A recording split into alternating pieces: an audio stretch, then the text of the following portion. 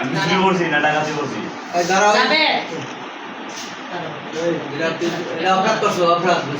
ঠিক আছে ভাই, নিয়ে আসি। এই যে আপনার সামনে বলবে তোমার মতো তো আমি বললাম।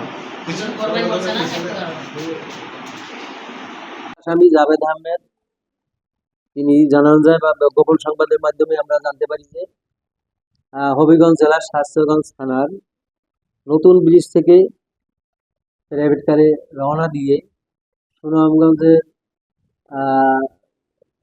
উদ্দেশ্যে রওনা দিয়েছে। সুনামগঞ্জের আমাদের গঠিত রেডিং টিমের সদস্যবৃন্দ শান্তিগঞ্জ থানার সদরপুর গ্রামস্থ সিলেট সুনামগঞ্জ রাস্তার সদরপুর ভাঙ্গা ব্রিজ সংলগ্ন জামালের চায়ের দোকানের সামনে থেকে রাস্তার উপর থেকে আমরা গাড়িটি ঘেরাও করবো আটক করে, এবং গাড়ির ভিতরে থাকা জাভেদ আহমেদকে আটক তল্লাশি করে এবং ব্যাগডালার ভিতরে তল্লাশি করে 40 কেজি গাঁজা জব্দ করি।